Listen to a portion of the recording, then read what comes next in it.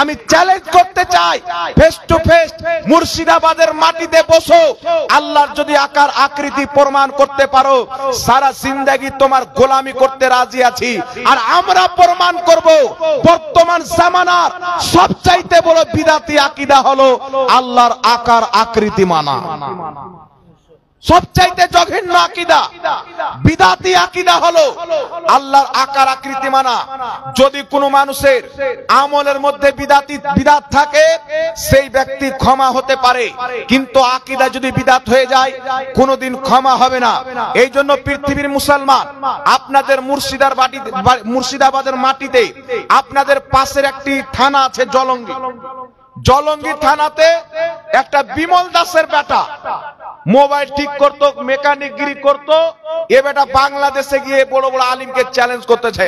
বিমল দাসের বেটাকে বলতে চাই, যদি তোমার হিম্মত থাকে, তোমার ক্ষমতা থাকে, তোমাকে চ্যালেঞ্জ করা থাকলো, বাংলাদেশে তো ফ্রিতে চ্যালেঞ্জ করছো, আমাদের সাথে বসো, আল্লাহর যদি আকার আকৃতি প্রমাণ করতে পারো, জিসিম প্রমাণ করতে পারো, তোমাকে 5 লক্ষ টাকা পুরস্কার দেওয়া হবে।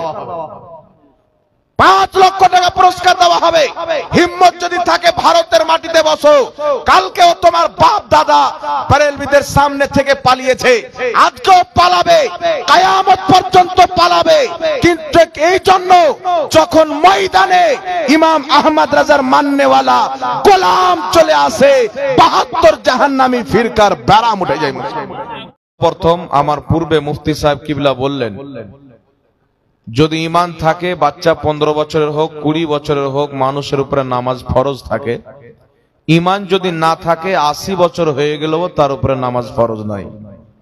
যদি সেই ব্যক্তি নামাজ পড়ে, তার নামাজ তার কোনো কাজে কোনো উপকারে আসবে না।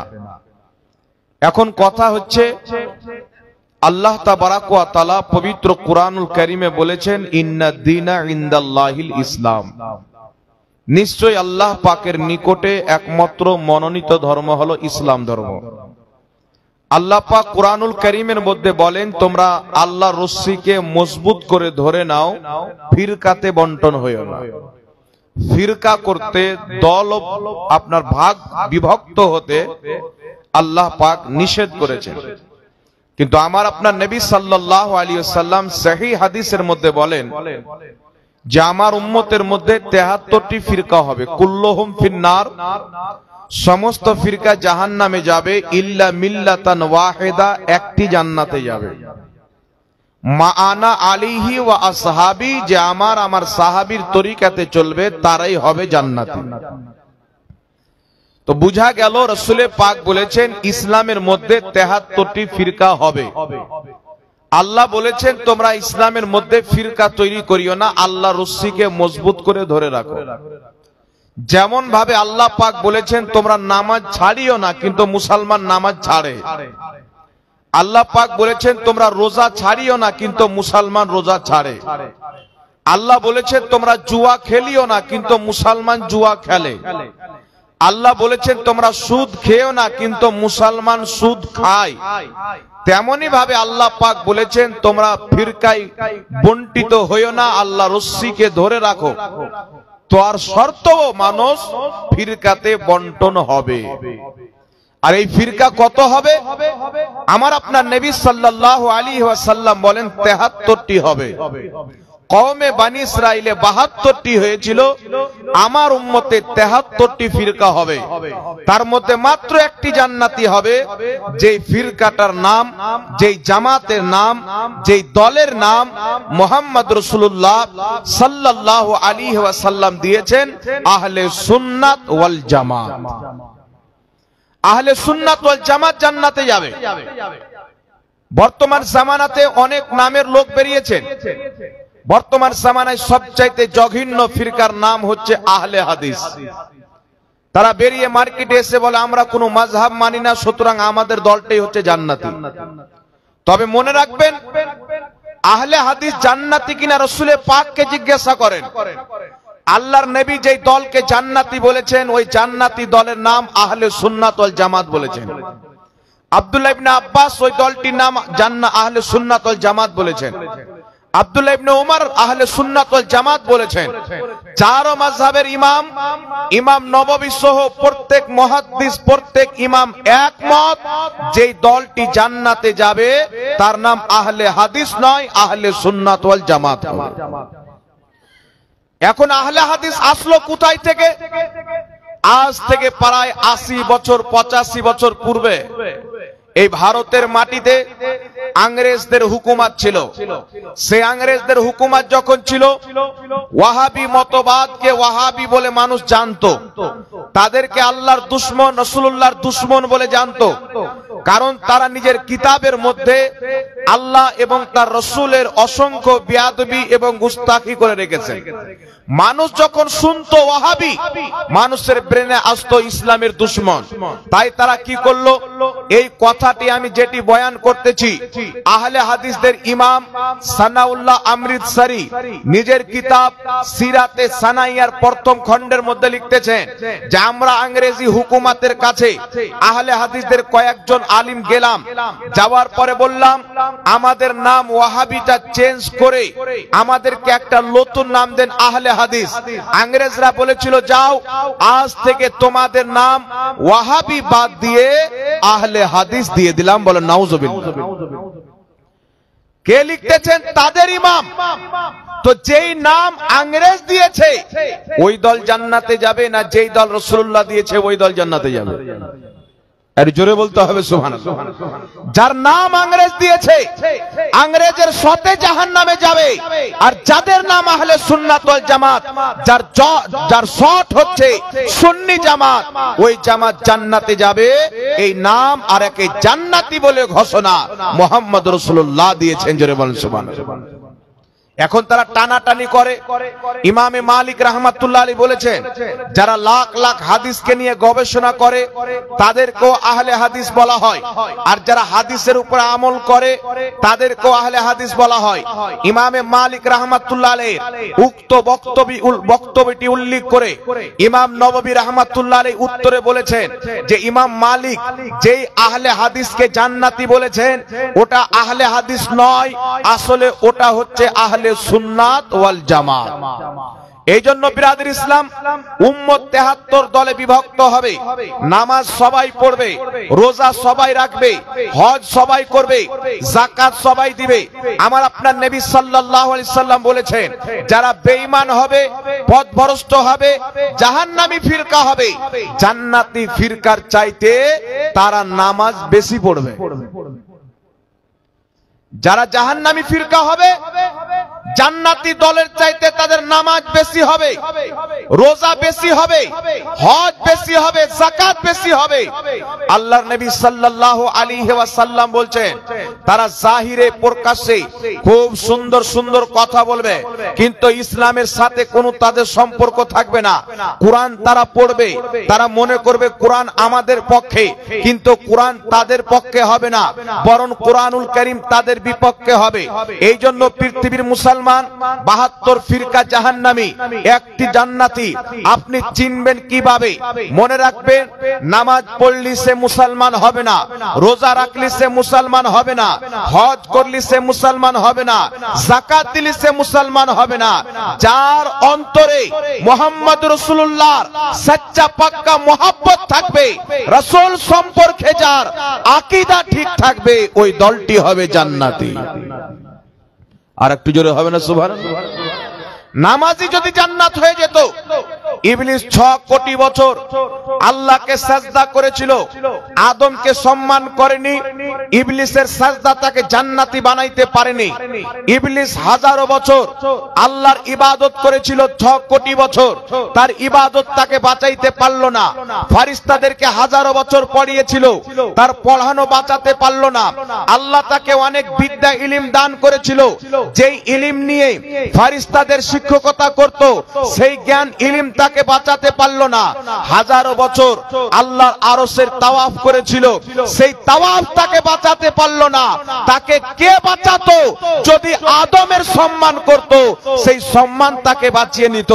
এই কারণে মুসলমান নামাজের কারণে, রোজার কারণে, হজ যাকাতের কারণে দেখে কাউকে মুসলমান বলা যাবে না। যদি তার অন্তরে রাসূল সম্পর্কে খারাপ ধারণা থাকে, নামাজ যতই পড়ুক মুসলমান হতে পারে না। মুসলমান কাকে বলা হবে? যার রাসূল সম্পর্কে আকীদা ঠিক হবে। আর এই যে 72 ফিরকা জাহান্নামী হবে, এই 72 ফিরকা হবে বিদাতি। বিদাত কাকে বলে? প্রত্যেকটা নতুন আকীদা হচ্ছে বিদাত। প্রত্যেকটা নতুন আকীদার নাম হচ্ছে বিদাত। যেমন আপনাকে একটি জাহান্নামী ফিরকার কথা বলি। পাকিস্তানে একটি জায়গা আছে, জায়গাটির নাম হচ্ছে কাদিয়ান। সেই কাদিয়ান নামক জায়গাতে একজন ব্যক্তি জন্মগ্রহণ করেছিল, যার নাম হলো গোলাম আহমদ কাদিয়ানি। সেও মাদ্রাসাতে পড়েছিল, ইলম অর্জন করেছিল। গোলাম আহমদ কাদিয়ানি যখন বড় হলো, ইলম অর্জন করলো, জ্ঞানী হলো, তার ইলমের কারণে, মাদ্রাসার কারণে অনেক লোক তার ভক্ত হলো। অবশেষে সেই ব্যক্তি নিজেকে নবী দাবি করলো। নাউজুবিল্লাহ। কি দাবি করলো? নবী দাবি করলো। সেই ব্যক্তি যখন নিজেকে নবী দাবি করলো, আলা হযরত ইমাম আহলে সুন্নাত মুজাদ্দিদে দ্বীন ও মিল্লাত সেই ব্যক্তির উপরে কুফরির ফতোয়া দিলেন, এবং তার মান্যকারী যারা তাকে নবী বলে মানবে তারাও কাফির হবে। আজকে কাদিয়ানি দেখতে পাওয়া যায়, দুনিয়াতে কাদিয়ানি আছে। ভারতের মাটিতে, ইংল্যান্ডের মাটিতে, আমেরিকার মাটিতে, পাকিস্তানের মাটিতে অসংখ্য জায়গাতে কাদিয়ানি রয়েছে। তারা গোলাম আহমদ কাদিয়ানিকে নবী বলে মানে। আর আমার নবীর পর যদি কোনো ব্যক্তি কাউকে নবী বলে মানে, মুসলমান থাকবে না কাফির হবে? জোরে বলেন। স্পষ্ট কাফির হবে। কারণ আল্লাহ পাক কুরআনুল কারীমের মধ্যে বলেছেন, মাকানা মুহাম্মাদুন আবা আহাদিম মির রিজালিকুম ওয়ালাকিন রাসূলুল্লাহি ওয়া খাতামান নবিয়্যিন। আল্লাহ বলছেন মুহাম্মদ তোমাদের মধ্যে কোনো ব্যক্তির বাবা নয়, ওয়ালাকিন রাসূলুল্লাহ উনি হচ্ছেন একজন আল্লাহর রাসূল, ওয়া খাতামান নবিয়্যিন এবং সমস্ত নবীর শেষ নবী। রাসূল পাক বলছেন লা নবিয়্যা বাদি, আমার পরে কিয়ামত পর্যন্ত কোন নবী হবে না। মিশকাত শরীফের হাদিস, আল্লাহর নবী বলেন আমার আর কিয়ামতের উদাহরণ হলো এমন একটি ঘর তৈরি করা হলো, যে ঘরটা কমপ্লিট করা হলো, একটি মাত্র ইটের জায়গা খালি রাখা হলো। রাসূল পাক বলছেন ওই ইট লাগিয়ে দেওয়ার পর দ্বিতীয় ইটের প্রয়োজন ওই ঘরে নাই। আমার আর কিয়ামতের উদাহরণ হলো সেই রূপ। ওই ইট হচ্ছে আমি নবী মুস্তাফা। আমার আসার পর কিয়ামত পর্যন্ত অন্য নবী দরকার নাই। জোরে বলেন সুবহানাল্লাহ। কোন নবী আসতে পারে না। যদি কোন ব্যক্তি বলে যে আমাদের নবীর পরে নবী জন্ম নিতে পারে, সেই ব্যক্তি কাফির হয়ে যাবে। যদি কোন ব্যক্তি আমার নবীর পর কোন মৌলবীকে, কোন মূর্তিকে, কোন গাছকে, কোন পালাকে নবী বলে স্বীকার করে, সেই ব্যক্তি কাফির হয়ে যাবে। এই জন্য পৃথিবীর মুসলমান গোলাম আহমদ কাদিয়ানিকে উম্মতের সকলে মিলে কাফির বলে ফতোয়া দিয়েছেন। এখন আপনাকে বলতে চাই, গোলাম আহমদ কাদিয়ানিকে কাদিয়ানিরা একটা নবী মেনেছে, তার জন্য ঐক্যমতে সেই ব্যক্তি কাফির, এতি কওরির কোনো মতভেদ নয়। এইবার আপনাকে বলতে চাই, চলেন আপনাকে নিয়ে যাই বর্তমান আহলে হাদিস ফিরকার সবচাইতে বড় ইমাম হচ্ছে ওয়াহিদুজ্জামা, মৌলভী ওয়াহিদুজ্জামা। নিজের কিতাব হাদিয়াতুল মাহদির মধ্যে লিখতেছেন রাম, কৃষ্ণ, লক্ষ্মণ, জৈন, বৌদ্ধ এরা সব হচ্ছে আল্লাহ পাকের নেক নবী, এদের প্রতি ঈমান আনা ওয়াজিব। নাউজুবিল্লাহ বলবেন। আহলে হাদিসদের ইমাম ওয়াহিদুজ্জামা হাদিয়াতুল মাহদি কিতাবের মধ্যে লিখছে রাম, কৃষ্ণ, লক্ষ্মণ, শঙ্কর যত দেবী দেবতা ছিল এরা সব আল্লাহর নেক নবী, এদের প্রতি ঈমান আনা ওয়াজিব। অর্থাৎ যেই ব্যক্তি রামকে নবী বলে মানবে না, সেই ব্যক্তি মুসলমান হবে না। যেই ব্যক্তি শঙ্করকে নবী বলে মানবে না, সেই ব্যক্তি মুসলমান হবে না। যেই ব্যক্তি বৌদ্ধকে নবী বলে মানবে না, সেই ব্যক্তি মুসলমান হবে না। না। যেই ব্যক্তি ফিসা গরককে নবী বলে মানবে না সেই ব্যক্তি মুসলমান হবে না। এখন আপনাকে বলতে চাই, যদি কাদিয়ানীরা একটা গোলাম আহমদ কাদিয়ানীকে নবী মেনে কাফির হয়, তাহলে যেই লামাযহাবীদের মৌলভী ওয়াহিদুজ্জামা শত শত মূর্তিকে আল্লাহর নবী বলে মেনেছে, এই জামাত কি করে মুসলমান হতে পারে? এই জামাত কি করে মুসলমান হতে পারে? এই জন্য পৃথিবীর মানুষ হযরত ওমর ফারুকের নিকটে ইমাম ইবনে আবিদিন শামী ফতোয়া শামীর মধ্যে লিখতেছেন এবং উম্মত একমত, প্রত্যেক নতুন আকীদা হচ্ছে বিদআত। মহান রব্বুল আলামিন পবিত্র কুরআনুল কারীমের মধ্যে বলেছেন, ইয়াউমা আকমালতু লাকুম দীনাকুম, আল্লাহ পাক বলছেন আমি তোমাদের জন্য দ্বীনকে পরিপূর্ণ করে দিলাম, মোকাম্মল করে দিলাম। আল্লাহ আকীদা কমপ্লিট করে দিয়েছেন। আল্লাহর ব্যাপারে কি আকীদা রাখতে হবে, রাসূলের ব্যাপারে কি আকীদা রাখতে হবে, কোন কোনটা জিনিস জরুরিয়াতে দ্বীনের অন্তর্ভুক্ত হবে, এই সমস্ত জিনিস আল্লাহ কমপ্লিট করে দিয়েছেন, রাসূল কমপ্লিট করে দিয়েছেন। রাসূলের পর কিয়ামত পর্যন্ত কোন নতুন আকীদা তৈরি করা যাবে যাবে নতুন আকীদা তৈরি করা যাবে না। নতুন আকীদা তৈরি করার কারণে 72 ফিরকা জাহান্নামী হবে। এখন আপনাদের সম্মুখে নতুন ফিরকা আহলে হাদিস, এদের কি কি বিদআতি আকীদা।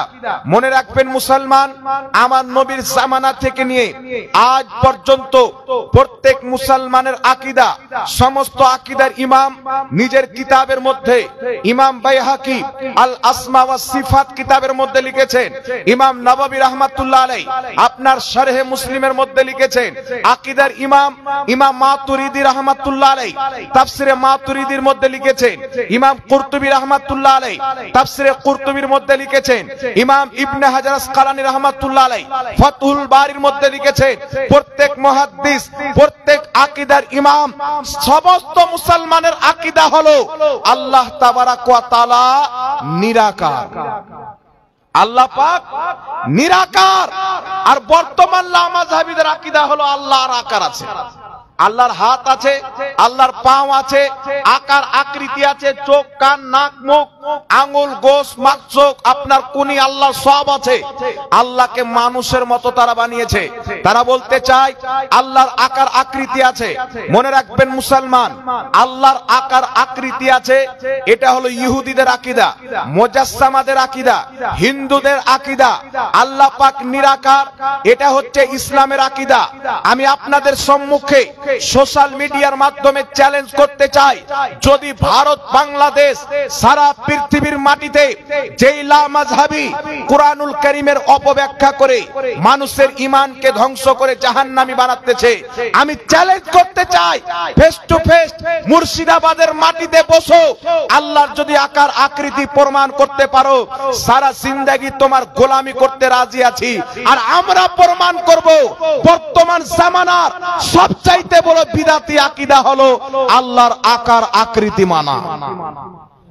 সবচাইতে জঘন্য আকীদা বিদআতি আকীদা হলো আল্লাহর আকার আকৃতি মানা। যদি কোনো মানুষের আমলের মধ্যে বিদআত থাকে সেই ব্যক্তি ক্ষমা হতে পারে, কিন্তু আকীদা যদি বিদআত হয়ে যায় কোনোদিন ক্ষমা হবে না। এই জন্য পৃথিবীর মুসলমান, আপনাদের মুর্শিদাবাদের মাটিতে আপনাদের পাশের একটি থানা আছে জলঙ্গি, জলঙ্গি থানাতে একটা বিমল দাসের বেটা মোবাইল ঠিক করতো, মেকানিকগিরি করতো, এ বেটা বাংলাদেশে গিয়ে বড় বড় আলিমকে চ্যালেঞ্জ করতেছে। বিমল দাসের বেটাকে বলতে চাই, যদি তোমার হিম্মত থাকে, তোমার ক্ষমতা থাকে, তোমাকে চ্যালেঞ্জ করা থাকলো, বাংলাদেশে তো ফ্রিতে চ্যালেঞ্জ করছো, আমাদের সাথে বসো, আল্লাহর যদি আকার আকৃতি প্রমাণ করতে পারো, জিসিম প্রমাণ করতে পারো, তোমাকে 5 লক্ষ টাকা পুরস্কার দেওয়া হবে। 5 লক্ষ টাকা পুরস্কার দেওয়া হবে। হিম্মত যদি থাকে ভারতের মাটিতে বসো। কালকেও তোমার বাপ দাদা বেরেলভিদের সামনে থেকে পালিয়েছে, আজকেও পালাবে, কিয়ামত পর্যন্ত পালাবে। কিন্তু এই জন্য যখন ময়দানে ইমাম আহমদ রাজার মাননেওয়ালা গোলাম চলে আসে, 72 জাহান্নামী ফিরকার ব্যারাম উঠে যায়। নারায়ে তাকবীর, নারায়ে তাকবীর, নারায়ে রিসালাত। মাসলাকে আলা হযরত উলামায়ে আহলে সুন্নাত। এই জন্য মুসলমান আপনাকে বিদাতি বানানো হচ্ছে। আমাদেরকে বলছে মিলাদুন নবী পালন করা বিদাত, শবে বারাতে রোজা রাখা বিদাত, আপনার রজব মাসের রোজা রাখা বিদাত। আমি বলতে চাই শুনো, যদি কোন লা মাযহাবী শবে বারাতে রোজা রাখাকে বিদাত প্রমাণ করে, লা মাযহাবীর সমস্ত দলকে বিদাত প্রমাণ করার ক্ষমতা আল্লাহ আমাদেরকে দান করেছেন, ইলম দান করেছেন। যদি শবে বারাতে রোজাকে বিদাত বলতে চাই, তাদের 14 গোষ্ঠীকে বিদাত প্রমাণ করব। এই জন্য বলতে চাই মুসলমান, যদি কোন লা মাযহাবী বলে শবে বারাতে রোজা রাখা বিদাত, আমি ওই লা মাযহাবীকে চ্যালেঞ্জ করতে চাই।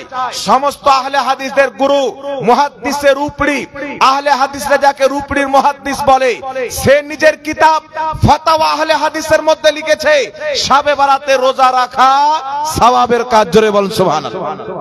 আহলে হাদিসদের কিতাব ফাতাওয়া আহলে হাদিসের মধ্যে লেখা আছে শবে বারাতে রোজা রাখা সওয়াবের কাজ। নামদারি আহলে হাদিসদের কিতাব তোহফাতুল আহওয়াজির মধ্যে তাদের মুহাদ্দিস আব্দুর রহমান মুবারকপুরি লিখতেছেন শবে বারাতের দিনের বেলা রোজা রাখা সওয়াবের কাজ, রাতে ইবাদত করা সওয়াবের কাজ। সমস্ত আহলে হাদিসদের বাপ ইবনে তাইমিয়া নিজের কিতাব ইক্তেদাউল সিরাতাল মুস্তাকিমের মধ্যে লিখেছেন শবে বারাতে রোজা রাখা যায়, রাতে ইবাদত করা যায়। আর তারা বলতে চায় শবে বারাতে রাতে ইবাদত করা বিদআত, রোজা রাখা বিদআত। তো তাদের ফতোয়া অনুযায়ী তাদের বড় বড় বাপ বিদআতি প্রমাণ হবে না? কি বলেন বাবা? তাদের ফতোয়া অনুযায়ী তাদের বাপ ইবনে তাইমিয়া বিদআতি, তাদের বাপ আব্দুর রহমান মুবারকপুরি বিদআতি, তাদের বাবা মুহাদ্দিসের উপরি তাদের মুহাদ্দিস ফতোয়া আহলে হাদিস লিখনে वाला সেই ব্যক্তি হচ্ছে বিদআতি। তো কোন আহলে হাদিসের যদি হিম্মত হয় তাদের ফতোয়াতে তাদেরকে বিদআতি প্রমাণ করব, আল্লাহ এতটুকু জ্ঞান আমাদেরকে দান করেছেন। আর যদি মুনাফিক না থাকো, মুসলমানের বাচ্চা যদি কোন আহলে হাদিস হয়, মুনাফিক যদি না হয়, কলকাতার ভেড়া থেকে নিয়ে জলঙ্গির বিমল দাসের বেটা পর্যন্ত, বাংলাদেশের সমস্ত ঘুমটাওয়ালা ইহুদি খ্রিস্টানদের দালাল পর্যন্ত চ্যালেঞ্জ করতে চাই, যদি তোমাদের ফতোয়া অনুযায়ী শবে বারাতে রোজা রাখা বিদআত হয়, তোমার বাপ ফতোয়া আহলে হাদিসের মধ্যে শবে বারাতে রোজা রাখা সওয়াবের কাজ বলেছে, তোমার বাবার উপরে বিদআতের ফতোয়া লাগাও। তোমাদের সবচাইতে বড় ইমাম ইবনে তাইমিয়া ইক্তেদাউল সিরাতাল মুস্তাকিমের মধ্যে শবে বারাতে রোজা রাখাকে জায়েজ বলেছে, তার উপরে বিদআতের ফতোয়া লাগাও। তোমাদের মুহাদ্দিস আব্দুর রহমান মুবারকপুরি নিজের কিতাব তোহফাতুল আহওয়াজির মধ্যে শবে বারাতে রোজা রাখাকে সওয়াবের কাজ বলেছে। তো বিদআতের যদি ফতোয়া দিতে হয় আমাদের উপরে নয়, তোমাদের বাপ দাদার উপরে ফতোয়া দাও না? কি বলেন?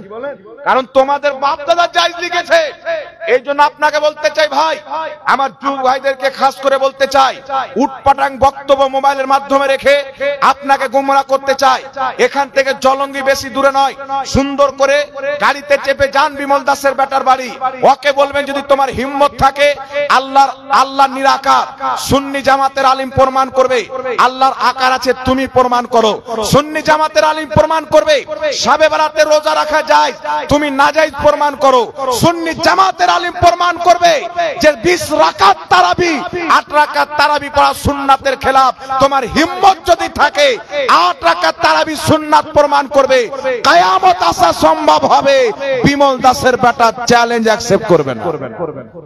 এ বেটা জানে যেটা বাংলাদেশের ওসামা দেওবন্দি নয়, এটা হচ্ছে আলা হযরতের মাননেওয়ালা সুন্নি মুসলমান, খ্বাজা গরিব নওয়াজের মাননেওয়ালা, গৌসে আজম বাগদাদির মাননেওয়ালা, ইমামে আজম আবু হানিফার মাননেওয়ালা। আরে সূর্য আপনার পশ্চিম দিকে উঠে কিয়ামত আসা সম্ভব হতে পারে, সুন্নি জামাতের সাথে বসে জয়লাভ করা 72 জাহান্নামী ফিরকার পক্ষে ক্ষমতা হতে পারে না মুসলমান। যদি হিম্মত থাকে, আপনার এলাকায় যদি বিমল দাসের বেটার কেউ মুকাল্লিদ থাকে, আমরা তো আবু হানিফার মুকাল্লিদ আলহামদুলিল্লাহ, কিন্তু বিমল দাসের বেটার মুকাল্লিদ হয়েছে। এদের ফতোয়া অনুযায়ী যেই ব্যক্তি স্বামী যদি রোজা ছেড়ে দেয়, মানে নামাজ পড়ে, স্ত্রী যদি নামাজ না পড়ে বিয়ে তালাক, স্ত্রী যদি নামাজ পড়ে স্বামী যদি না পড়ে তো বিয়ে তালাক। এটা লা মাযহাবীদের ফতোয়া। আর ওই বিমল দাসের বাপ, ওই বিমল দাসের বেটার আব্বা বিমল দাস এখন পর্যন্ত নামাজ ছেড়ে দেয়। তার মায়ের বিয়েটা তালাক হয়েছে কি হয়নি ওদের ফতোয়া অনুযায়ী? তাহলে ও কি জাদা হবে বলে? তার ফতোয়াতে সে কি জাদা হবে? এই জন্য আপনাকে বলতে চাই মুসলমান, রাসূল পাক 1450 বছর পূর্বে আমাদেরকে সচেতন করে দিয়েছেন, এই পৃথিবীর মানুষ কিয়ামতের পূর্বে কিছু জাহিল বের হবে। সেই জাহিলরা ধর্মের চেয়ারে বসবে, তারা নিজেকে ধর্মের গুরু বানিয়ে নেবে, মানুষ তাদেরকে ফলো করবে, তারাকে ফতোয়া জিজ্ঞাসা করবে, সেই নিজেই ফতোয়া জানবে না, ভুল ভাল ফতোয়া দিয়ে নিজেও পথভ্রষ্ট হবে, মানুষকেও পথভ্রষ্ট করবে। এই জন্য আমি বলতে চাই, যদি কোন লামাযহাবী এই বাংলার মাটিতে থাকে, রেডি করো বিমল দাসের বেটাকে, ফেস টু ফেস মুনাজারা হবে। আমরা প্রমাণ করব আল্লাহ পাক নিরাকার, আল্লাহর আকার আকৃতি মানা বিদাতি আকীদা। আমরা প্রমাণ করব 20 রাকাত তারাবি সুন্নাত, 8 রাকাত তারাবি সুন্নাতের খেলাফ বিদআত। আমরা প্রমাণ করব নবীর ওসিলা জায়েজ, তোমরা প্রমাণ করবে নবীর ওসিলা হারাম। আমরা প্রমাণ করব শাবে বারাতে রোজা রাখা যায়, তোমরা নাজায়েজ প্রমাণ করবে। আমরা প্রমাণ করব শাবে বারাতে রাতে ইবাদত করা যায়, তোমরা নাজায়েজ প্রমাণ করবে। যদি হিম্মত থাকে, আহলে হাদিস যদি মুসলমান হয়, চ্যালেঞ্জ অ্যাকসেপ্ট করুক, যে কোনো মুহূর্তে ফেস টু ফেস বসার জন্য আমরা এনি টাইম রেডি আছি মুসলমান। আমরা কোনোদিন ময়দান থেকে পালাইনি। বাংলার মাটি হোক, উত্তর প্রদেশের মাটি হোক, বিহারের মাটিতে হোক, সারা ভারতবর্ষ, পাকিস্তান সহ সারা পৃথিবীতে এটা আমাদের এলান এবং আমাদের দাওয়া আছে মুসলমান, যে আমরা কোনোদিন ময়দান থেকে পালাইনি। যখন আমরা হাজির হয়েছি, লামাযহাবী পালিয়েছে, দেওবন্দি পালিয়েছে, কিন্তু আমাদেরকে আমাদের আকাবিরগণ পালাইতে শিখায়নি। গর্দান চলে যাবে, কিন্তু পিছে হটনে ওয়ালা সুন্নি মুসলমান নাই মুসলমান। এই জন্য আপনাকে বলতে চাই, পবিত্র শাবান, রজবুল মুরাজ্জাবের একটি করে রোজা আমরা রাখি, কেউ দুটো কেউ তিনটে, যে যেটা পারে রাখে। রজব মাসে রোজা রাখা যাবে কি যাবে না? মা বোনেরা বেশি করে রাখে। আপনারা ভালো করে শুনেন, আমি আপনাকে রেফারেন্স দিচ্ছি, হাদিস পাঠ করছি। কালকে কোন জাহিল আহলে হাদিস ওয়াহাবি বলবে যে শাবে বারাতে রোজা রাখা জয়ীফ হাদিসে আছে। কালকে আপনাকে বলবে ইবনে মাজাহ শরীফের হাদিস, রাসূল পাক সাল্লাল্লাহু আলাইহি সাল্লাম বলেন, সুমু নাহারাহা, তোমরা শাবে বারাতে দিনের বেলা রোজা রাখো, ওয়া কুমু লাইলাহা, এবং রাত্রি বেলা ইবাদত করো। মাওয়াহিবুল্লাহ দুনিয়ার মধ্যে সহিহ সনদে হাদিস বর্ণিত, মায়েশা সিদ্দিকা রাদিয়াল্লাহু তাআলা আনহা বলেন, আল্লাহর নবী একদিন রাত্রিতে সাজদায় পড়ে আছেন, ইবাদত করছেন। সাজদায় এত লম্বা করলেন, আমি আয়েশা মনে করলাম হয়তো রাসূল পাক ইন্তিকাল করেছেন। অনেকক্ষণ হয়ে যাওয়ার পর আমি রাসূল পাককে টাচ করলাম, স্পর্শ করলাম, আল্লাহর নবী হিললেন। নামাজ কমপ্লিট করার পর বলছেন, আয়েশা তুমি কি জানো আজকে কোন রাত্রি? তুমি কি জানো আজকে কোন রাত্রি? এই রাত্রিতে আল্লাহ পাকের রহমত প্রথম আকাশে অবতরণ হয়। সারা রাত্রি পর্যন্ত আল্লাহ বান্দাকে ডাক দেয়, কে আছো আমার কাছে ক্ষমা চাইবে, আমি তাকে ক্ষমা করে দেব। কে আছে আমার কাছে রিজিক চাইবে, আমি তাকে রিজিক দান করব। ফজর পর্যন্ত আল্লাহ পাক বান্দাকে ডাকতে থাকে। হিংসুক ব্যতীত, মুশরিক ব্যতীত আল্লাহ পাক নিজের বান্দার সমস্ত গুনাহ খাতা maaf করে দেয়। আর ওই রাত্রিটি হচ্ছে শাবান মাসের 15 তারিখ, অর্থাৎ শাবে বারাতের রাত। জোরে বলেন সুবহানাল্লাহ। কিছু লামাযহাবী মানুষকে ধোঁকা দেয় যে শাবে বারাত বলতে ইসলামে কিছু নাই, পায়জামা পর্যন্ত খুলে যাবে, একবার বসে যাও বেটা, দেখি কত বড় মায়ের দুধ পান করেছো, বাংলাদেশে খুব লাপাচ্ছ, ভারতে একবার এসো না, একবার বসো না ফেস টু ফেস। আমরা প্রমাণ করব লামাযহাবী বিদাতি। আর আমাদের তুমি যদি বিদাত প্রমাণ করতে চাও, তোমাদের বাপ দাদা আগে বিদাতি প্রমাণ হবে। আর বাপ যদি বিদাত হয় তাহলে ছেলে আবার কি সুন্নতি হবে? ইবনে তাইমিয়া বিদাতি তো আর মাননেওয়ালা মুকাদ্দিদ লামাযহাবী সুন্নতি কি করে হবে? আলবানী বিদাতি তো আর মাননেওয়ালা সুন্নতি কি করে হবে? আব্দুর রহমান মুবারকপুরি বিদাতি তো আর চাল হওয়ার মুকাল্লিদ কি করে সুন্নতি হবে? এই জন্য আপনাকে বলতে চাই পৃথিবীর মুসলমান, আর একটা মাসলা হচ্ছে, এ বেটারা আবার বলে যে কোরআন হাদিস দিয়েও যদি তাবিজ দেয় তাহলে শিরিক হবে। ইমাম ইবনে হাজার আসকালানী ফাতহুল বারির মধ্যে, ইমাম বদরুদ্দিন আইনি উমদাতুল কারির মধ্যে স্পষ্ট ভাবে বলেছেন যে আল্লাহর নবী সাল্লাল্লাহু আলাইহি সাল্লাম তামিমাকে শিরক বলেছেন, তাবিজ হচ্ছে শরীয়তে যায়। তামিমা আলাদা জিনিস, তাবিজ আলাদা জিনিস। এখন বর্তমানে আহলে হাদিসদের সবচাইতে একটা বড় মৌলবি আছে বাংলাদেশে, কাজ্জাব বিন ইহুদি। দেখেছেন না? কাজ্জাব বিন ইহুদি, এ বেটা ওদের সবচাইতে বড় মৌলবি। কেন? এ সবচাইতে বড় তাওহীদ নবীর করেছেন। এদের নিকটে যে যত বড় গালি নবীকে দিবে ও অত বড় শায়েখ। মানে এ বেটাকে জিজ্ঞাসা করা হলো নবীর নূরের তৈরি না মাটির তৈরি, তো এ বেটা বলছে মাটির তৈরি, মুখ দিয়ে গন্ধ বের হতো। বুঝতে পারছেন? এইরকম তাওহীদ, এইরকম অপমান আল্লাহর নবীর আবু জেহেল পর্যন্ত করতে পারেনি। বাংলাদেশ আমেরিকা থেকে মেসেজ পাঠানো হলো বাংলাদেশ ভারতের পাগলাগুলিকে যে তোমাদের আব্দুল কি নাম, কাজ্জাব বিন ইহুদি, এ তো যত বড় বেয়াদবি করেছে আবু জেহেল পর্যন্ত করতে পারেনি, তো তোমাদের সবচাইতে বড় শেখ বানানো হচ্ছে কাজ্জাব বিন ইহুদিকে। যেখান থেকে ফান্ডিং আসে সেখান থেকে তাকে শেখ বানানো হয়েছে।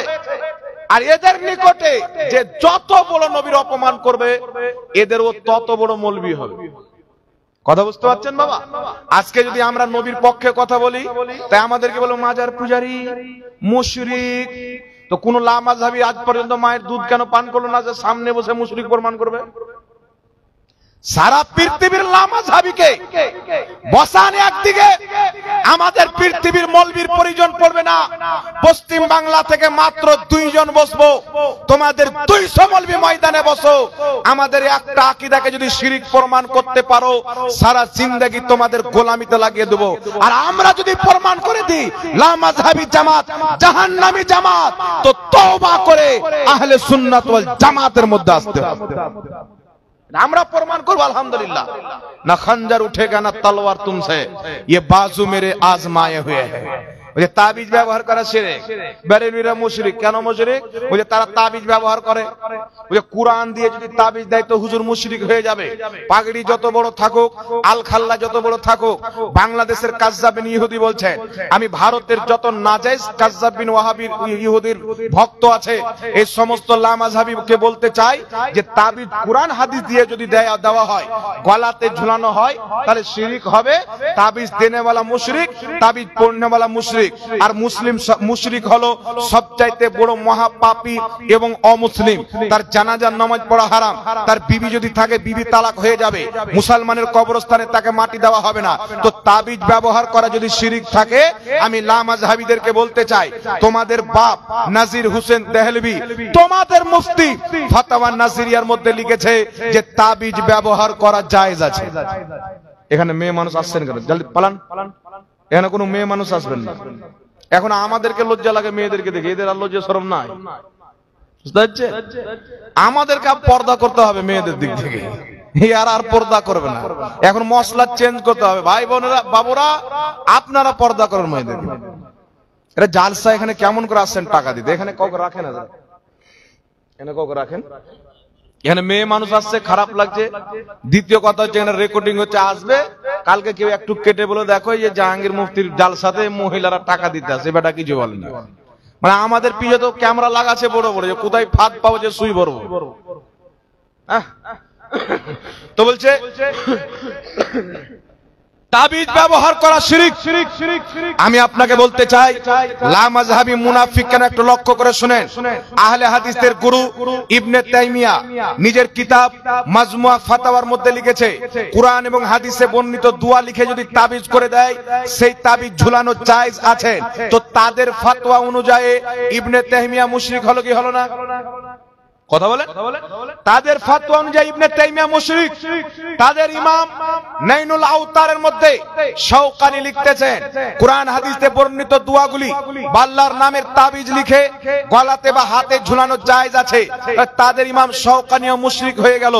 তাদের গুরু সানাউল্লাহ আমৃতসরি ফতোয়া সানাইয়ার মধ্যে লিখেছে কুরআন হাদিসে বর্ণিত দোয়াগুলি লিখে তাবিজ করা জায়েজ আছে। তাদের বড় মুফতি, তার নাম হচ্ছে নাজির হোসেন দেহলভী, নিজের কিতাব ফাতাওয়া নাসিরিয়ার মধ্যে লিখেছে কুরআন হাদিসে বর্ণিত দোয়া লিখে তাবিজ ব্যবহার করা জায়েজ আছে। তো লামাযহাবীদের ফতোয়া অনুযায়ী তাদের যত বড় বড় মৌলভী আছে সবাই মুসলমান ছিল না, সবাই বেঈমান আর মুশরিক ছিল। না কি বলেন? তাদের ফতোয়াতে তাবিজ ব্যবহার করা শিরক, আর তাদের বড় বড় ইমাম বলছে কুরআন হাদিসে বর্ণিত দোয়া লিখে তাবিজ ঝুলানো যায়। তাদের ফতোয়া অনুযায়ী তাদের ইমামগণ মুশরিক, আর মুশরিককে কেউ যদি মুসলমান মনে করে সেই ব্যক্তি কাফির। উলামায়ে কেরাম এখানে বসে আছেন, মুসলমানকে কেউ যদি কাফির মনে করে সে নিজে কাফির হয়ে যাবে, আর কাফিরকে কেউ যদি মুসলমান মনে করে তবুও সেই ব্যক্তি কাফির হয়ে যাবে। মুসলমানকে মুসলমান বলা, কাফিরকে কাফির বলা, এটা হচ্ছে জরুরিয়াতের দ্বীন। এইজন্য আল্লাহ কুরআন পাকে কাফিরকে কাফির বলেছেন, মুনাফিককে মুনাফিক বলেছেন, মুসলমানকে মুসলমান বলেছেন। এইজন্য আপনাকে বলতে চাই সুন্নি জামাতা সারা পৃথিবীর লামাযহাবী যদি একদিকে তাদের কোটি কোটি মৌলভী থাকে, আর একদিকে যদি আলহামদুলিল্লাহ ইমাম আহমদ রাজার একটা আমার মতো গোলাম থাকে, তাবিজ ব্যবহার করা যদি শিরক প্রমাণ করতে আসে, পুরো লামাযহাবী জামাতকে মুশরিক প্রমাণ করব তাদের ফতোয়া অনুযায়ী। নারে তাকবীর, নারে তাকবীর, নারে রিসালাত, নারে রিসালাত, মাসলাকে আলা হযরত, মাসলাকে আবু হানিফা, তাদের ফতোয়া অনুযায়ী তাদের 14 নাসল পর্যন্ত মুশরিক প্রমাণ হবে। এখন আপনাকে বলতে চাই, আমরা কুরআন হাদিস দিয়ে তাবিজ করলে আমরা মুশরিক হয়ে যাই লামাযহাবীদের ফতোয়াতে, কিন্তু লামাযহাবীদের বাপ ইবনে তাইমিয়া মাজমুআ ফাতাওয়ার মধ্যে তাবিজকে জায়েজ বলেছেন। তার বাপ মুশরিক হয়নি, তার বাপ আব্দুর রহমান মুবারকপুরি সানাউল্লাহ অমৃতসরি ফাতাওয়া সানাইয়ার মধ্যে তাবিজ ব্যবহার করা জায়েজ বলেছেন। লামাযহাবীদের বাবা মুশরিক কেন হলো না? তাদের বাবা কাজী শওকানি নাইনুল আওতার কিতাবের মধ্যে তাবিজ ব্যবহার করা জায়েজ বলেছে, তাদের বাবা মুশরিক হলো না। তাদের রূপড়ি ফাতাওয়া আহলে হাদিসের মধ্যে তাবিজ ব্যবহার করা জায়েজ বলেছেন, তাদের মুহাদ্দিস বলে মুশরিক কেন হলো না? এখন আপনাকে বলতে চাই, যদি তাদের ইমামরা কুরআন হাদিসের থেকে বর্ণিত দুয়ার তাবিজ লেখাকে নিজের কিতাবে জায়েজ লিখে মুসলমান থাকে, তাহলে আমরা তাবিজ করলাম, তো আমরা কি করে মুশরিক হলাম? কথা বুঝতে পারছেন? আমরা কি করে হলাম? এর একটা কারণ হতে পারে আমরা মুহাম্মদ রাসূলুল্লাহর ইসলামকে মানি, তারা ইহুদি খ্রিস্টানের ইসলামকে মানে। ইহুদি খ্রিস্টানের ইসলাম হলো আহলে হাদিস যদি তাবিজ করে এটা জায়েজ হবে, সুন্নিরা যদি তাবিজ করে এটা শিরক হবে। খ্রিস্টানদের ইসলাম হলো আহলে হাদিস যদি শাবে বারাতে রোজাকে জায়েজ ফতোয়া দেয়, কিতাবে লেখে, তাদের এটা জায়েজ হবে। আর সুন্নিরা যদি শাবে বারাতে রোজা রাখে এটা নাজায়েজ হবে। আহলে হাদিস খ্রিস্টানি মাযহাব তাদেরকে মুবারক, আহলে সুন্নাত ওয়াল জামাতদেরকে নবীর দেওয়া জান্নাতি দল মুবারক। সুবহানাল্লাহ। কথাগুলো আমার বুঝতে পারছেন বাবা?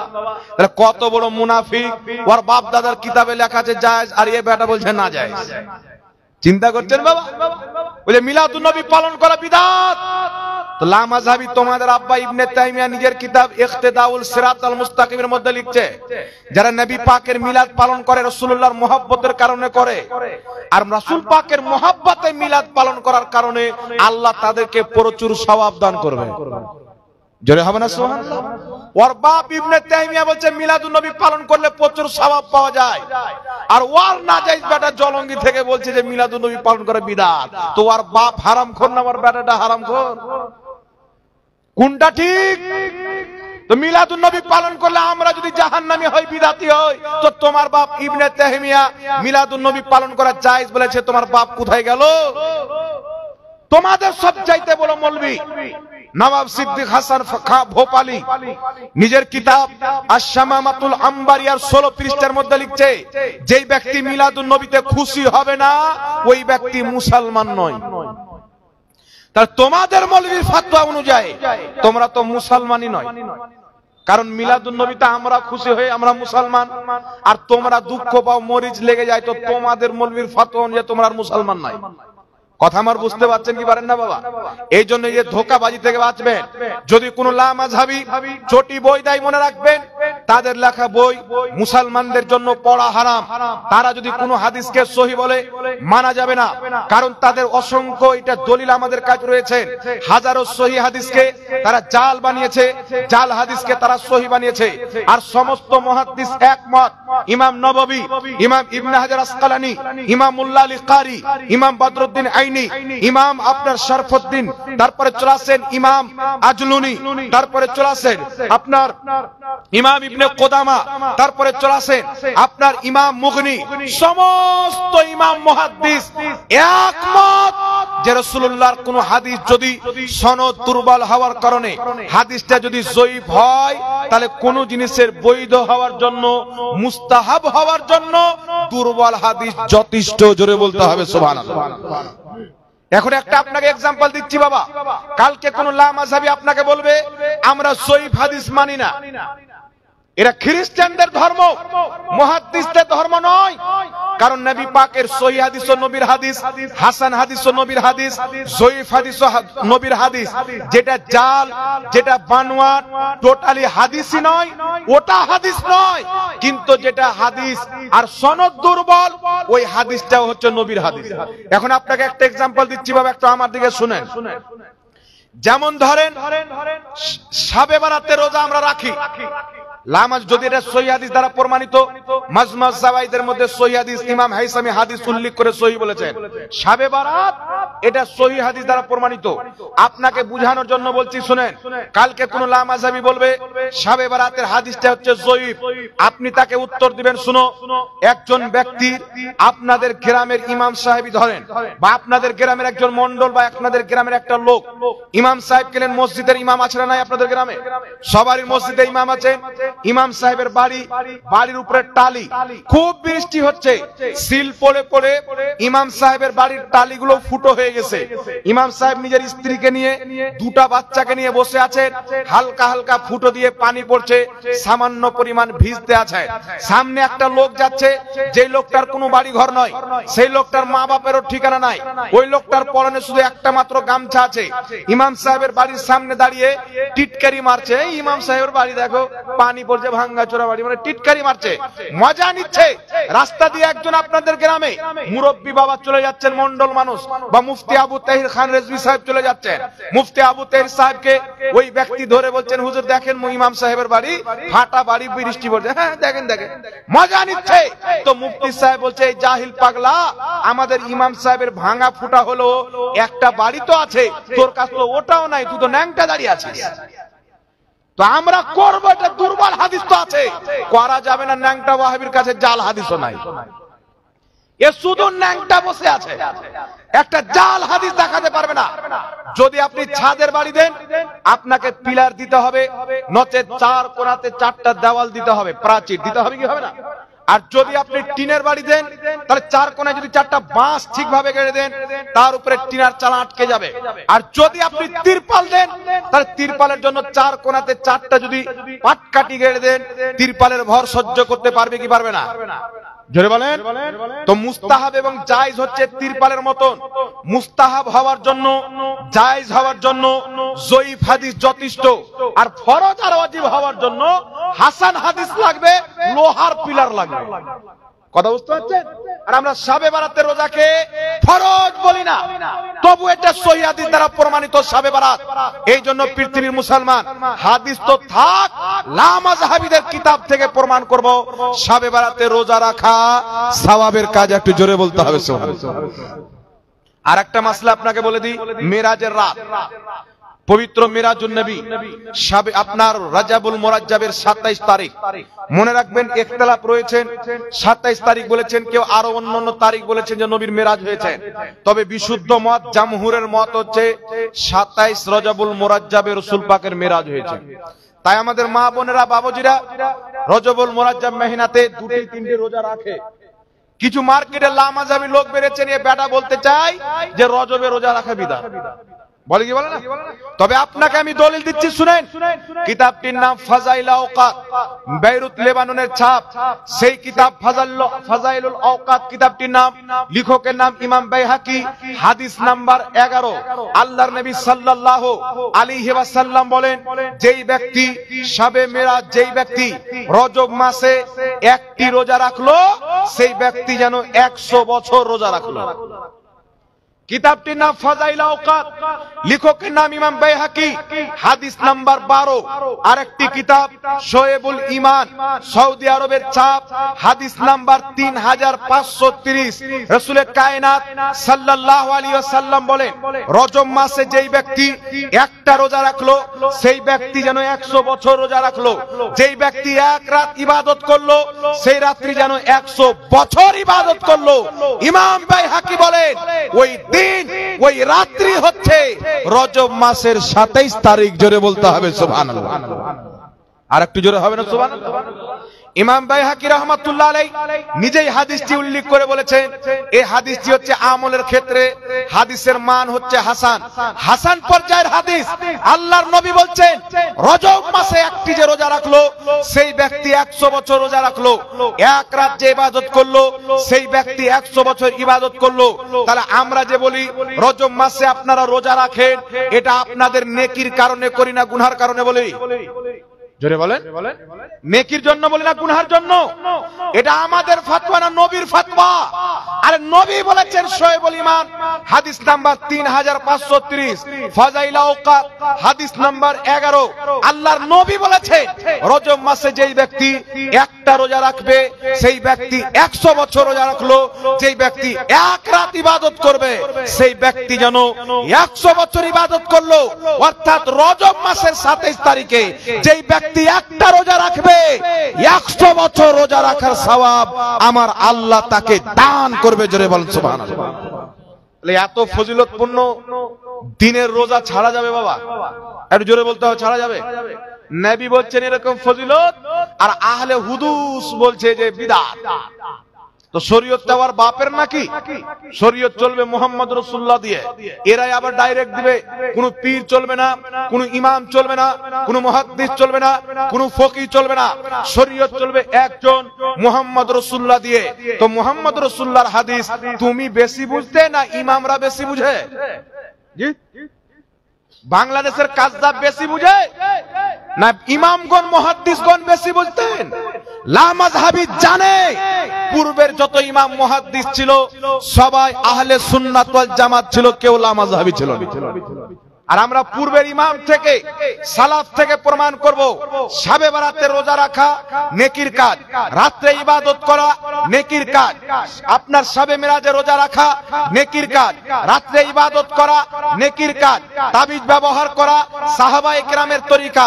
আর কিয়ামত পর্যন্ত চ্যালেঞ্জ, কোন লামাযহাবী এর বিপক্ষে একটা যদি সহিহ হাদিস থাক, হাসান হাদিস থাক, জয়ীফ হাদিস থাক, একটা যদি লামাযহাবী জাল হাদিস দেখিয়ে দিতে পারে যে শবে বরাতে রোজা রাখা যাবে না, একটা জাল হাদিস দেখাইতে পারে যে শবে মিরাজে রোজা রাখা যাবে না, তাকে 5 লক্ষ টাকা আমার পক্ষ থেকে পুরস্কার দেওয়া হবে।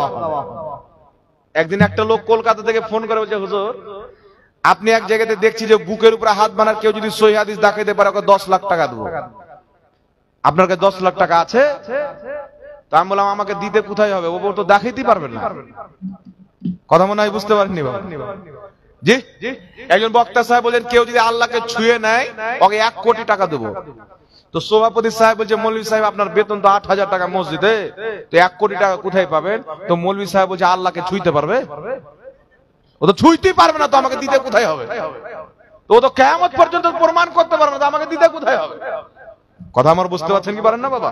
এই জন্য বাবা আপনাকে বলতে চাই, এদের ক্যামেরা, এদের বক্তব্য, এদের ফলোয়ার্স দেখলে হবে না। একটা কথা মনে রাখবেন, অন্তরে যদি রাসূল পাকের আদব থাকে, হালকা পরিমাণে আমল থাকলেও আল্লাহ কবুল করে নেবে। রাসূল পাকের আদব যদি না থাকে, পাহাড় সমতুল্য যদি আমল থাকে, আপনার সমস্ত আমল ধ্বংস হয়ে যাবে, কোনো কাজে লাগবে না। গাছের জড় যদি কেটে নেওয়া হয় বাবা, 1 মিনিট পাগড়ি দিয়ে দেন না, গাছের জড় যদি কেটে নেওয়া হয় তাহলে ডাল আর ফল টিকবে? যত পানি দেন টিকবে, সার মারেন তো টিকবে, বীজ দেন তো টিকবে। সারা পৃথিবীর জিনিস যদি অতি ঢেলে দেন, জলটা যদি কেটে নেন, তাহলে ডাল ফাল কিছুই টিকবে না। এরকম হচ্ছে মানুষের, মুসলমানের জড় হচ্ছে ইমান। ইমান যদি না থাকে, নামাজ রোজা যতই করেন সব বেকার হয়ে যাবে। একজন লামাযহাবী গিয়েছে বাগান আম পাড়ার জন্য, বস্তা নিয়ে গেছে, বস্তার তলা নাই। বেটা আম পাড়ছে ভরছে, আম পাড়ছে ভরছে, এইভাবে বস্তা নিয়ে বাড়ি চলে এসছে। বউকে এসে বলছে, আমি ছাতু ছানছি, তুই 4-5টা আম কেটে নিয়ে আয়। ছাতু মানে জানেন তো? ছাতু, ছাতু আপনারা ছাতু বলেন ছ দিয়ে, আমরা স দিয়ে ছাতু বলি। এ বাড়ি এসে বলছে 4-5টা সুন্দর একদম খিরসাপতি আম, মিষ্টি শব্দ নাকি, যে খিরসাপতি আম কেটে নিয়ে এসো। স্ত্রী যাচ্ছে তো বোরা ফাঁকা। স্ত্রী বলছে লেট করছে, লিয়ে আসে না, বলছে কই আম লিয়ে এসো। স্ত্রীকে রাগ করে যখন বলেছে, স্ত্রী বলছে যে আম কই, বস্তাতে নাই। তো স্ত্রী বস্তাটা খুলছে, তো তলা ফাঁকা, তলাই নাই। তোর বউ বলছে যে হাজি, তুমি যে আম পাড়তে গিয়েছিলে তো বস্তা নিয়ে, যে বস্তার তলা ছিল, তলা না থাকলে কি হলো, পাগলা তলা না থাকলে আম থাকবে? কথা বুঝতে পারছেন তো? ইমান হচ্ছে তলা। এ লামাযহাবীদের তলা নাই, নামাজ আছে। মানে বস্তার তলা নাই, আম পেড়ে ভরেই যাচ্ছে, ভরেই যাচ্ছে।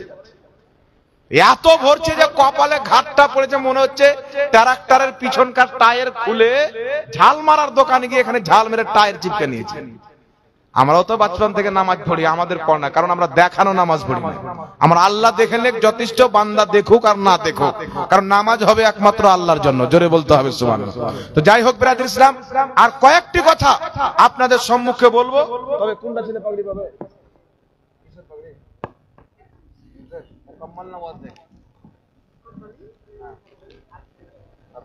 যাক, একটা ছিল হাফিজের পাগড়ি পাবে, হ্যাঁ, তাকে পাগড়িটা দিয়ে দেওয়া হোক। তারপর আপনাদের সামনে একটা মাসলা ক্লিয়ার করবো, হাজির এবং নাজির নিয়ে। আমরা নবীকে হাজির নাজির মানি, এই মশলাটা অবশ্যই আপনারা শুনবেন। হাজির নাজির কাকে বলে, এটা কোরআন এবং হাদিস দ্বারা প্রমাণিত, দলিল আপনাদের সম্মুখে পেশ করা হবে। তো পাগড়িটা হয়ে যাক। বাবু তোমার নাম কি? নাইব শেখ। বাবার নাম কি? আনসারুল। এনাইব শেখ। এনাইব শেখ, বাবার নাম আনসারুল শেখ। বাড়ি কোথায়? কোন দিকে? মোহনগঞ্জ থানা। এই থানারই মোহনগঞ্জ বাড়ি। হাফিজের পাগড়ি পরানো হবে, তারপর ইনশাআল্লাহ বক্তব্য। চলো বেটা, তুমি দাঁড়াও, জুব্বাটা পরে নাও। আজাদ, আপনি পাগড়িটা পরিয়ে। हाँ तो मैं ऐसे ही लगा देता हूँ, लेकिन हाँ दीजिए, इंशाअल्लाह कोशिश करेंगे अगर हो जाए तो। जुब्बाटा पड़े ना बेटा, तुम्हें नीचे नीचे। नारे तकबीर, नारे रिसालत, मसला के आला हजरत, उलमाए अहले सुन्नत, ख्वाजा का हिंदुस्तान, जश्न दस्तारे क़िरात, जश्न दस्तारे हिफ्ज़, नारे तकबीर, नारे रिसालत, मसला के आला हजरत, इश्क मोहब्बत, इश्क मोहब्बत, आला हजरत, आला हजरत। नारा লাগাচ্ছেন তো মনে হচ্ছে আপনাদেরকে ঠান্ডা লেগে গেছে বাবা। কেউ নারার উপরে ফতোয়া দিয়েছে নাকি? বাংলাদেশে একটা জোলহা মৌলবীকে দেখছি তো বলছে আল্লাহর নাম ছাড়া কওরি নামে নারা লাগবে না, ইয়া রাসূলুল্লাহ নবীর নামের নারা চলবে না, আল্লাহর নামে নারা লাগাইতে হবে। আর ও বেটা যখন স্টেজে আসছে বলছে উমুক হুজুরের আগমন, শুভেচ্ছা, স্বাগতম, মানে ওর নারা লাগবে আর নবীর নারা লাগবে না, ওর বাপের শরীয়ত। জি জি জি, আগা দিয়ে করেন ছেলেটাকে একবার জোরে সোরে নারা লাগান তো। নারে তাকবীর, नारे रिसालत, दीन इस्लाम, नारे हैदरी, मसला के आला हजरत, फैजान ख्वाजा गरीब नवाज, फैजान गौसे आजम, जश्न दस्तारे हिफ्ज़, नारे तकबीर, नारे रिसालत।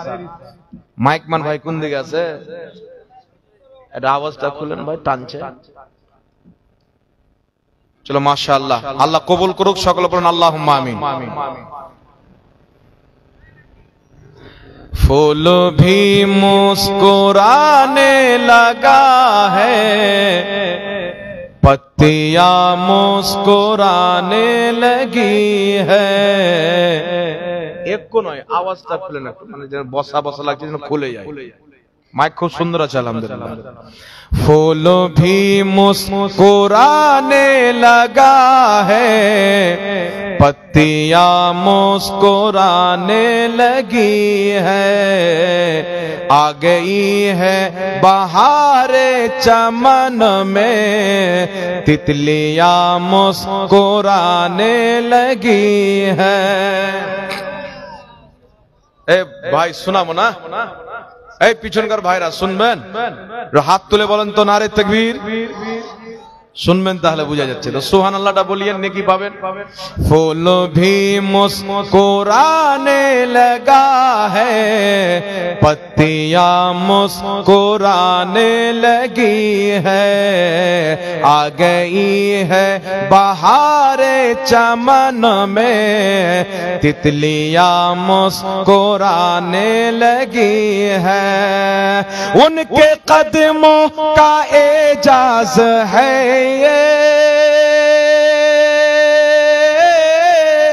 उनके कदमों का एजाज है ये, सूखे थन भर गए बकरियों के, उनके कदमों का एजाज है ये, सूखे थन भर गए बकरियों के, पेड़ सूखा हरा हो गया है, पेड़ सूखा हरा हो गया है, डालियां मुस्कुराने लगी है, आ गई है बहारे चमन में, तितलियां मुस्कुराने लगी है, फूल भी मुस्कुराने लगा है, पत्तियां मुस्कुराने लगी है। जरा जोर से बोलिए सुभान अल्लाह, लहक के बोलिए या रसूल अल्लाह।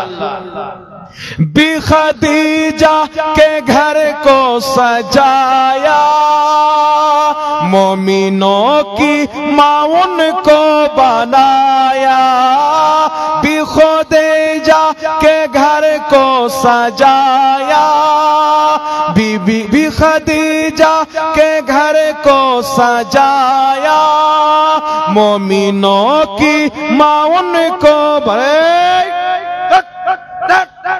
এই মেয়ে চল, লজ্জা শরম কিছু নাই মেয়েগুলো রে, লা হাওলা লা মানে চুপচাপ বসে থাকো, যতক্ষণ জালসা চলবে, বক্তব্য চলবে, কোনো মা কোনো বই এখানে বোন এখানে আসবেন না। এই চাচা ইংলিশে বলবো নাকি, গো গো গো ইউ গো দেন, ফটাফট দিয়ে দেন দিয়ে দেন দিয়ে দেন, হ্যাঁ দিয়ে দেন, এবার যান, আর কেউ আসেন না, ডিস্টার্ব করিয়েন না। এখান থেকে যখন চলে যাবে আদা দিয়ে ধুইবেন, সাবুন দিয়ে ধুইবেন, হলদি লাগাবেন, কালকে বিয়ে দিয়ে দিবেন সকালে, না কি বলে, এটা ডিস্টার্ব দিতে আসেন না, কিছুক্ষণ বসেন, রাত্রিও মনে হয় অনেক হয়ে গেছে নাকি, 12টা বাজতে চললো, আপনাদেরও 12টা কিছুক্ষণ পর পেয়ে যাবে। একবার জোরে বলেন তো সুবহানাল্লাহ। फूल भी मुस्कुराने लगा है, पत्तियां मुस्कुराने लगी है, बिखुदेजा के घर को सजाया, मोमिनों की माँ उनको बनाया, बिखुदेजा के घर को सजाया, मोमिनों की माँ उनको बनाया, देखो बेवा के हाथों में फिर से, देखो बेवा के हाथों में फिर से, चूड़ियां मुस्कुराने लगी है, आ गई है बहारे चमन में, तितलियां मुस्कुराने लगी है। जोरे बोलो सुभान अल्लाह। जिंदा दर गौर करते थे बेटी, हो गए सारे वन्नास ऐसी, जिंदा दर गौर करते थे बेटी, हो गए सारे वन्नास ऐसी सदकाए मुस्तफा की बदौलत सदकाए मुस्तफा की बदौलत बेटियां मुस्कुराने लगी है आ गई है बहारे चमन में तितलियां मुस्कुराने लगी है अल्लाहुम्मा सल्ले अला सय्यिदिना जी जी ठीक है मोहम्मद व अला अली सय्यिदिना मौलाना मुहम्मद सल्लल्लाहु अलैहि वसल्लम যাই হোক বিরাদর ইসলাম পাগড়ি পরানো হলো একটা গজল আপনাদেরকে শুনিয়ে দিলাম ভালো লাগলো না লাগলো বলুন ভালো লাগলো কালকে বলবেন যে গাজলটা ভালো লাগেনি জি তো ছেলেটার বাপ আনসারুল সাহেব কই আনসারুল ভাই নাই ওয়ালাইকুম আসসালাম ওয়া রাহমাতুল্লাহ আপনার ছেলে হাফিজে কোরআন হয়েছেন হাদিস মোতাবেক কিয়ামতের ময়দানে আপনার মাথায় নূরের তাজ হবে ইনশাআল্লাহ আল্লাহ কবুল করুক সকলে পড়ুন আল্লাহুম্মা আমিন তো একটু মাদ্রাসার খিদমতের জন্য কিছু দান দিতে হবে পারবেন কি কাজ করেন আপনি আচ্ছা আচ্ছা আপনারা আপনি যা পারেন আপনার ইচ্ছা দেখেন কোন চাপ নয় ফের বলিয়েন না যে আমার ছেলে পাগড়ি পেল তার গো ছেলিয়ে নিল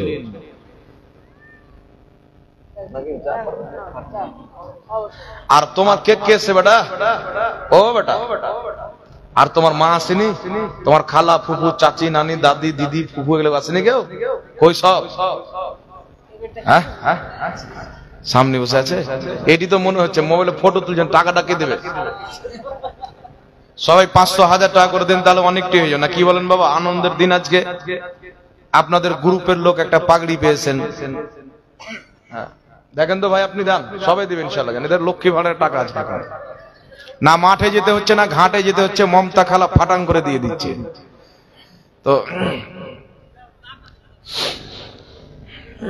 এখানে বাড়ি আছেন টাকা যদি না নিয়ে এসেছেন লেখান 1 মাস পর লক্ষ্মী ভাড়ার টাকা যখন ঢুকবেন তখন দেবেন 1 মাসের করে লক্ষ্মী ভাড়ার টাকা খালা নানি মামি দিদি যারা এসেছেন 1 মাস করে লক্ষ্মী ভাড়ার টাকা দেন হ্যাঁ এই আপনি জিজ্ঞাসা করে এখানে নিয়ে আসেন যাক একটু জোরে বলেন তো সুবহানাল্লাহ হাত উঠিয়ে বলেন তো ইয়া রাসূলুল্লাহ কত 7000 টাকা বহুত দিয়েছেন আলহামদুলিল্লাহ বিনা বলা এ বাবা জোর জবরদস্তি করলাম কি না খুশি মনে দিলেন নিজ ইচ্ছাতে 7000 টাকা খেটে খায় নারে তাকবীর নারে রিসালাত দ্বীন-এ ইসলাম মাসলাকে আলা হযরত ফৈজানে সাহাবায়ে কেরাম খাজা কা হিন্দুস্তান আনসারুল ভাই 7000 টাকার দাতা বলেন জিন্দাবাদ আল্লাহ পাক রুজি রোজগারে বেপনা বরকত দান করুক এই দানের বদলা আল্লাহ কিয়ামতের ময়দানে নবী মুস্তাফার হাতে হাউজে কাউসারের পানি পান করাক বলেন আল্লাহুম্মা আমিন আপনার ছেলেকে হাফিজ হওয়ার পর আল্লাহ পাক আলিমে দ্বীন মুফতিও বানাক সকলে বলেন আল্লাহুম্মা আমিন পিছা ছাড়বেন না হাফিজ হওয়ার পর মৌলভী বানাবেন মৌলভী হওয়ার পর আলিম বানাবেন শুধু হাফিজ বানিয়ে কুল্লু নাফসিন যায়কাতুল মউত বানিয়ে রেখে দিবেন না হ্যাঁ না কি বলে জি মৌলভীও বানাবে তো কয়েকটি প্রশ্ন এসেছেন বাবা এই প্রশ্নটি দেওয়ার আগে আমরা আহলে সুন্নাত ওয়াল জামাত নবী পাককে হাজির ও নাজির মানি হাজির মানে উপস্থিত থাকা নাজির মানে চোখ দিয়ে দেখা দেখনে ওয়ালাকে নাজির বলা হয় উপস্থিত থাকনে ওয়ালাকে হাজির বলা হয় নবীকে আমরা হাজিরও মানি নবীকে আমরা নাজিরও মানি তো এর অর্থ যেটা ওয়াহাবি মতবাদের লোক মানুষকে গুমরাহ করার জন্য বলে যে সুন্নি জামাতের মানুষ নবীকে হাজির নাজির মানে জালসাতেও নবী আছেন মাদ্রাসাতেও নবী আছেন মসজিদেও নবী আছেন বাথরুমেও নবী আছেন বাজারেও নবী আছেন জোরে বলেন নাউজুবিল্লাহ আমরা নবীকে হাজির নাজির মানি যেটা কোরআন এবং হাদিস মানতে বলেছেন কেমন হাজির নাজির একটু আমার দিকে লক্ষ্য করে শুনবেন কেউ এখানে ডিস্টার্ব দিয়ে না ভাই জোরে কথা বলিয়েন না এই মা বোনেরা কেউ কথা বলবে না এখানে নাহলে সব দিকে পিছন দিকে করে দেবো ওখানে জালসা থেকে ভাগিয়ে দেবো চুপচাপ বসে থাকো, উঠা নাড়া কেউ কিছু করবে না। আমরা নবীকে কেমন হাজির নাজির মানি একটু লক্ষ্য করে শুনেন বাবা। যদি কোনো জায়গাতে চুরি হয়ে যায়, কোনো জায়গাতে ডাকাইতি হয়ে যায়, কোনো জায়গাতে কোনো এক ব্যক্তি, আমাদের ঝাড়খণ্ডের একজন ব্যক্তি আপনাদের মুর্শিদাবাদের একজন ব্যক্তিকে মার্ডার করে দিল, বা মুর্শিদাবাদের একজন ব্যক্তি ঝাড়খণ্ডের একজন ব্যক্তিকে মার্ডার করে দিল, আর আপনার থেকে ঘটনাটা ঘটছে আপনার থেকে 20 হাত দূরে বা 15 হাত দূরে। এখন বিচার বসেছে, সাক্ষী লাগবে, তো সাক্ষী হিসাবে আপনি উঠলেন যে ঝাড়খণ্ডের লোক মুর্শিদাবাদের লোককে মার্ডার করেছেন, সাক্ষী কেউ আছে? আপনি বললেন আমি সাক্ষী। এখন আপনাকে জিজ্ঞাসা করা হবে আপনি কি উপস্থিত ছিলেন, আপনি কি দেখেছেন? তো আপনি বলছেন আমি দেখেছি, তবে ওখানে উপস্থিত ছিলাম না, মোবাইলের মাধ্যমে দেখেছি। কিসের মাধ্যমে দেখেছি? মোবাইলের মাধ্যমে দেখেছি। তাহলে আপনার সাক্ষী মানা যাবে? জোরে বলেন, আপনার সাক্ষী মানা যাবে? আরেকজন ব্যক্তি বলছে আমি উপস্থিত ছিলাম, তবে আমি 2 চোখে দেখতে পাই না, তার সাক্ষী মানা যাবে? তারও সাক্ষী মানা যাবে না। আমার আপনার নবী সাল্লাল্লাহু আলাইহি সাল্লাম কিয়ামতের ময়দানে ঈসা আলাইহিস সালামের উম্মতকে আল্লাহ জিজ্ঞাসা করবেন, এই ঈসা আলাইহিস সালামের উম্মত, তোমাদের পর্যন্ত আমার ঈসা, আমার বাণী, আমার হুকুম, আমার বার্তা সহি সালামত পৌঁছাইছে কি পৌঁছায়নি? তারা বলবে অমান্য করবে, অস্বীকার করবে। তখন আমাদের নবীকে ডাকা হবে, হে মুহাম্মদ সাল্লাল্লাহু আলাইহি সাল্লাম, আপনি বলুন ঈসা আলাইহিস সালাম তার উম্মতের কাছে আমার বার্তা পৌঁছাইছে কি পৌঁছায়নি? আমাদের নবী বলবেন ঈসা আলাইহিস সালামকে যা পৌঁছানোর দায়িত্ব আল্লাহ তুমি দিয়েছো, সব কিছু তার উম্মতের পর্যন্ত পৌঁছে দিয়েছে। তখন ঈসা আলাইহিস সালামের উম্মত পর্যন্ত চুপ হয়ে যাবে, মেনে নিবে। সুবহানাল্লাহ, তারাও মেনে নিবে। এখন আপনাকে বলতে চাই, হাজির নাজির অর্থ আপনাকে আগে বুঝতে হবে। কিয়ামতের ময়দানে আল্লাহর নবী নিজের সমস্ত উম্মতের অন্য অন্য নবীর পর্যন্ত সাক্ষী কিয়ামতের ময়দানে দিবে। সাক্ষী হওয়ার জন্য দেখা শর্ত, উপস্থিত থাকা শর্ত, অর্থাৎ হাজির থাকা শর্ত, নাজির থাকা শর্ত। আমার আপনার নবী সাল্লাল্লাহু আলাইহি সাল্লামের হাজির নাজির জন্য একটা एग्जांपल আপনাকে দিয়ে দিই, বাচ্চা বাচ্চা পর্যন্ত বুঝে যাবে। আবার সকালবেলা মিটিং হয়েছে, একজন ব্যক্তি দাঁড়ালো, ঝাড়খণ্ডের মানুষ মুর্শিদাবাদের লোককে হত্যা করেছে, কতল করেছে। গ্রামের লোক জিজ্ঞাসা করছে তুমি কি দেখেছো? বলছে হ্যাঁ আমি দেখেছি। কোথায় ছিলে? বলছে যেইখানে মার্ডার হয়েছিল আমি ওইখানেই ছিলাম। তুমি কি দেখতে পাচ্ছ? যে আমার চোখ ঠিক আছে, দেখতে পাচ্ছি। তাহলে তাকে সাক্ষী মানা হবে কি হবে না? এর জোরে মানে সাক্ষী হওয়ার জন্য উপস্থিত হওয়া শর্ত, মানে হাজির হওয়া শর্ত, দেখা শর্ত, মানে নাজির হওয়া শর্ত। আমি দাঁড়িয়ে গেলাম, ঝাড়খণ্ডের আব্দুর রহমান বাঙ্গালের আব্দুল গাফফারকে হত্যা করেছে। হুজুর আপনি কোথায় ছিলেন? আমি স্টেজে উপস্থিত ছিলাম। ঘটনা কোথায় ঘটেছিল? আমার সামনে 10 হাত দূরে ঘটেছিল। গ্রামের লোক আমার সাক্ষী মেনে ঝাড়খণ্ডের লোককে হত্যাকারী বলে মানবে কি মানবে না? জোরে বলেন, মানবে কি মানবে না? কেন মানবে? আমি এখানে হাজির। ঘটনা কোথায় ঘটছে? 10 হাত দূরে। আচ্ছা বলেন তো বাবা, 10 হাত দূরে ঘটনা ঘটছে আর আমি আছি 10 হাত দূরে, তাহলে আমাকে হাজির কি করে মানা হলো? উপস্থিত কি করে মানা হলো? তো হাজির নাজির হওয়ার অর্থ, উপস্থিত হওয়ার অর্থ, দেখার অর্থ কি? যদি কোনো ব্যক্তি ঘটনা ঘটে, সেই ব্যক্তির চোখ, সেই ব্যক্তির ব্রেন যতদূর পর্যন্ত সহি সালামত যাবে তত দূরকার জন্য তাকে উপস্থিত অর্থাৎ হাজির মানা হবে, আর নাজিরও মানা হবে দেখনেওয়ালা। যেমন 10 হাত দূরে মার্ডার হলো, আমাকে হাজিরও মানা হলো, নাজিরও মানা হলো, উপস্থিতও মানা হলো, দেখনেওয়ালাও মানা হলো।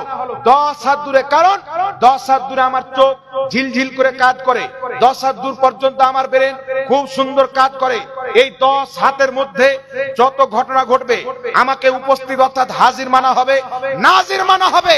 আর আমার আপনার নবী সাল্লাল্লাহু আলাইহি সাল্লাম বলেন, মুসলিম শরীফের মধ্যে সহিহ হাদিস, রাসূল পাক বলছেন ইন্নাল্লাহা সাওয়ালিয়াল আরদা ফারাইতু মাশারিকাহা ওয়া মাগারিবাহা, আমি আল্লাহ তাবারাক ওয়া তাআলা আমার সামনে জমিন পাককে গুচ্ছিত করে দিয়েছেন, আমি পূর্ব পর্যন্ত পশ্চিম পর্যন্ত নিজের চোখে দেখতে পাই। জোরে বলেন সুবহানাল্লাহ।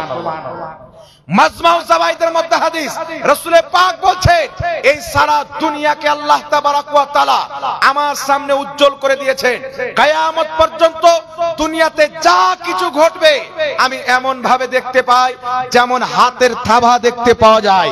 একটু জোরে বলতে হবে সুবহানাল্লাহ। হাজির নাজির অর্থ বুঝতে হবে বাবা। 10 হাত দূরে মার্ডার হলো, 10 হাত দূরে আমাকে হাজির মানা হলো, নাজির মানা হলো। কারণ 10 হাত দূর পর্যন্ত আমার ব্রেন সহি সালামত, আমার চোখ সহি সালামত যায়। আমি ভালো করে আপনাকে চিনতে পাচ্ছি, আপনাকে দেখতে পাচ্ছি। তাই 10 হাত পর্যন্ত আমাকে হাজির উপস্থিত মানা হচ্ছে, নাজির দেখনেওয়ালা মানা হচ্ছে, আমার সাক্ষী কবুল করা হচ্ছে। আর আমার নবী মুস্তাফা আছেন রওজা মুবারকে, তিনি যদি চোখ আকাশে করে দেয় 7 আকাশ পর্যন্ত দেখতে পায়। চোখ যদি জমিনে করে দেয় তাহতা সারা 7 তবক জমিনের নিচ পর্যন্ত দেখতে পায়। আমার নবী মুস্তাফা পুরো কায়নাতকে এমন ভাবে দেখে যেমন হাতের থাবা দেখতে পাওয়া যায়।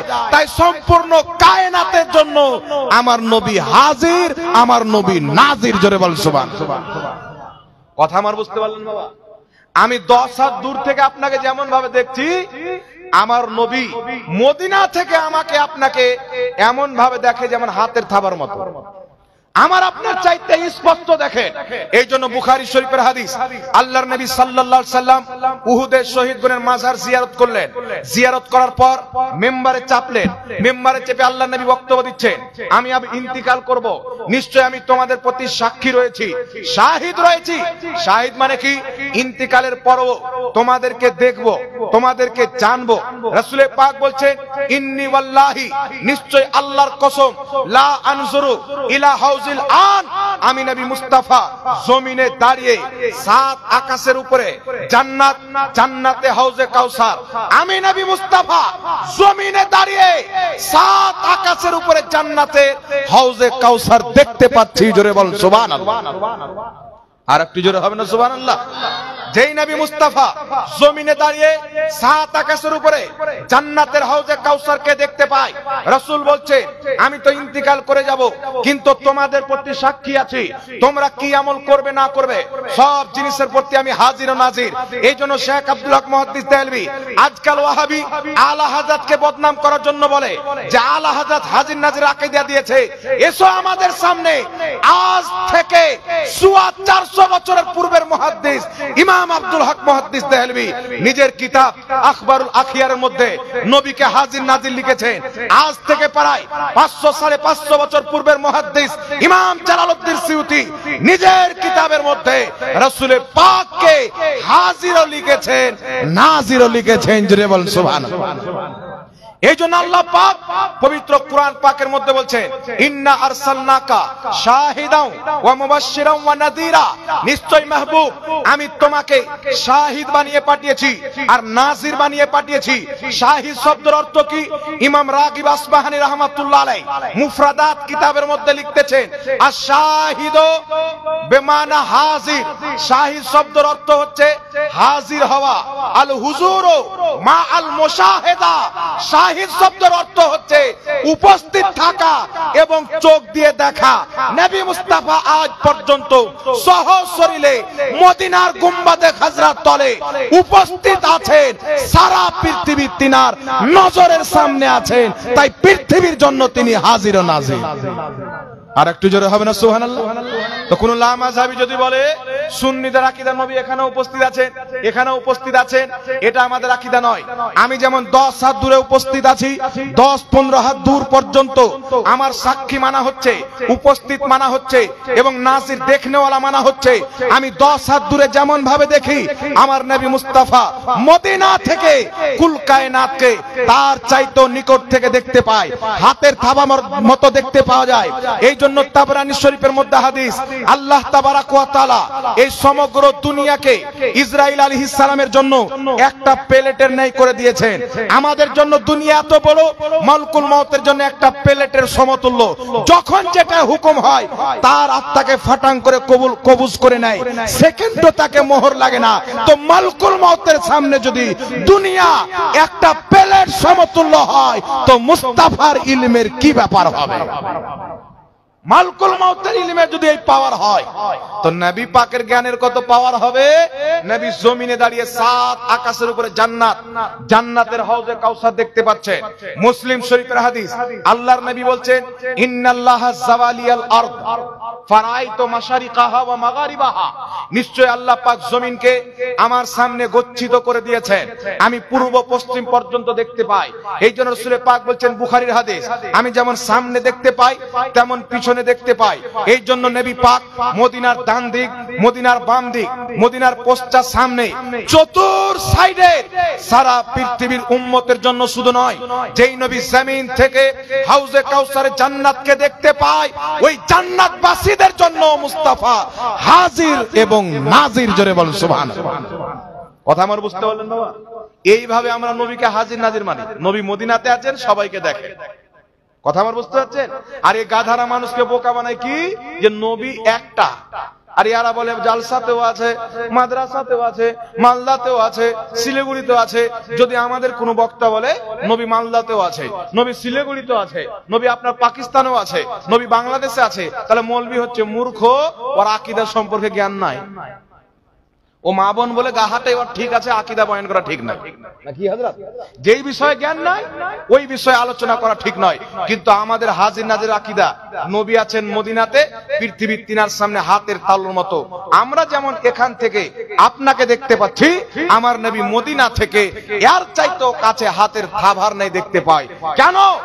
বড় পীর আব্দুল কাদের জিলানী গৌসে আযম রাদিয়াল্লাহু তাআলা আনহু বলছেন যে আমি আল্লাহ পাকের সমস্ত শহরকে এমন ভাবে দেখি যেমন হাতের এর দানা দেখতে পাওয়া যায়।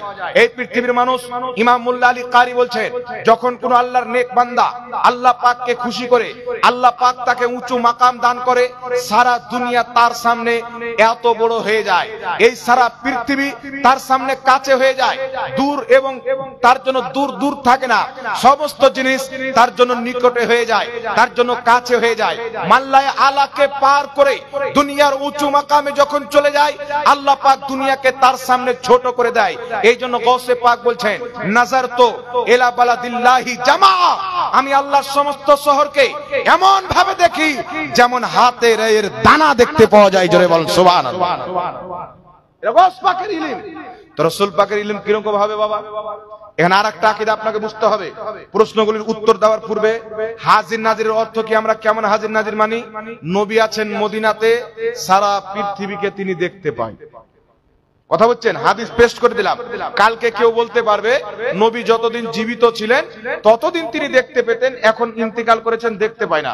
মনে রাখবেন, ইন্তিকালের পরে নবীর আত্মা ফিরিয়ে দেওয়া হয়েছে, কিয়ামত পর্যন্ত প্রত্যেক নবী জিন্দা। মুসনাদে আবু ইয়ালার হাদিস, রাসূল পাক বলছেন আল আমবিয়াউ আহিয়াউন ফি কুবুরিহিম ইসাল্লুন, আল্লাহর প্রত্যেক নবী জিন্দা, নিজের কবরে নামাজ আদায় করে। আর জোরে হবে না সুবহানাল্লাহ?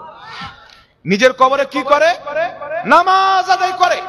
ইমাম শারহে বুখারী ইমাম কাস্তালানী রাহমাতুল্লাহ আলাইহি মাওয়াহিবুল্লাহ দুনিয়ার মধ্যে লিখছে, আমার নবীর ইলম যেমন হায়াতি দুনিয়াবি হায়াতে ছিলেন, ইন্তিকালের পরও তেমনি ইলম আছে। নবীর দুনিয়াতে থাকা কবরে থাকার মধ্যে কোনো তফাৎ নাই। যেমন নবী দুনিয়াতে উম্মতের আমল সম্পর্কে জানতেন, উম্মতের ব্যথা সম্পর্কে জানতেন, উম্মতের নিয়ত সম্পর্কে জানতেন, উম্মতের ইচ্ছা সম্পর্কে জানতেন। আজ পর্যন্ত নবী মুস্তাফা ইন্তিকালের পর কিয়ামত পর্যন্ত উম্মতের প্রত্যেকটা আমল, উম্মতের প্রত্যেকটা ইচ্ছা, উম্মতের প্রত্যেকটা ধারণা পর্যন্ত মুস্তাফা মদিনা থেকে স্পষ্টভাবে জানতে পারে এবং দেখতে পারে। জোরে বল সুবহানাল্লাহ। এই জন্য বিরাদ ইসলামের বিপাককে কি বলা হয়? হাজির নাজির। দ্বিতীয় আরেকটি আকীদা আমাদের, আল্লাহর নবী সহশরীরে কবরে জিন্দা, যেখানে চাই যেতে পারে। লামাযহাবীদের আকীদা হলো নবী কবর থেকে কোথাও যেতে পারে না, মরা মানুষকে আর কবর থেকে আসতে পারে। আচ্ছা বলেন তো, আমাদের নবীর মেরাজ এই রজবের মাসের 27 তারিখে নবীর মেরাজ হয়েছিল কি হয়নি? তো আল্লাহর নবী 7 আকাশ পার করে গিয়েছিলেন কি যায়নি? সিদরাতুল মুনতাহা আপনার কি জায়গাটা না, মসজিদ আকসা, ফিলিস্তিন, ফিলিস্তিনের মসজিদ আকসাতে প্রত্যেক নবী আদম থেকে নিয়ে ঈসা পর্যন্ত আমাদের নবীর পিছনে নামাজ পড়েছেন। কথাটা ভালো করে বুঝবেন, আমাদের নবীর মেরাজ বারজাকি দুনিয়াতে হয়নি, দুনিয়াবি হায়াতে হয়েছে। নবী আছেন দুনিয়াবি হায়াতে, মসজিদ আকসাতে এসেছেন প্রত্যেক নবী যিনারা ইন্তেকাল করেছেন কয়েকজন নবী বাদ দিয়ে, যেমন ঈসা আলাইহিস সালাম এখনো ইন্তেকাল করেননি। আদম থেকে নিয়ে মুসা আলাইহিস সালাম পর্যন্ত, ইব্রাহিম নবী, ইউসুফ নবী, মুসা নবী, ইয়াহিয়া নবী, জাকারিয়া নবী, যেগুলো যিনারা ইন্তেকাল করেছেন নবীগণের মধ্যে, এই সমস্ত নবী নিজের কবর থেকে বেরিয়ে এসে মসজিদে আকসায় আমার নবীর পিছনে নামাজ পড়েছে কি বলেনি? জোরে বলেন। সব নবী নামাজ পড়েছে কি বলেনি?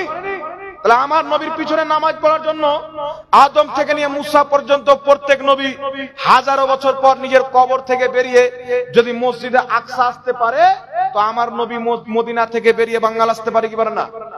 এই জোরে বলেন। স্বাভাবিক পারে কি পারে না? বাংলাদেশে কিছু গাধা মৌলবি আছে, ওর ব্রেনে বুদ্ধি কম, গোবর বেশি ভরা আছে। এবারে একটি ঘটনা আছে, ইমাম রেফাই রাহমাতুল্লাহ আলাইহি গওস পাকের জামানায় একজন বুজুর্গ, তিনার ব্যাপারে ইমাম জালালউদ্দিন সিউতি লিখেছেন। তিনি বলছেন, ইয়া রাসূলুল্লাহ, আপনার রওজা জিয়ারত করতে এসেছি, একটু হাতটা বাড়ান, আমি আপনার হাতকে চুমন দিতে চাই। আল্লাহর নবী কবর থেকে হাতকে বের করলেন। হাজারো লোক ছিলেন, সবাই দেখতে পেলেন নবীর কবর থেকে হাত বেরিয়ে গেল। লামাযাবি বলতে চাই, মরা মানুষ কি আর হাত বের করে? তো মেরাজের রাত্রিতে তোমার বাপ আদম আলাইহিস সালাম কি করে বেরিয়ে আসলো? এখানে তো শুধু হাত বের হওয়ার কথা, ওখানে তো তোমার গোটা বাপ বেরিয়ে চলে এসেছেন, নাকি বলেন? আদম নবী সবারের বাপ কি বাপ নয়? ধরে বল।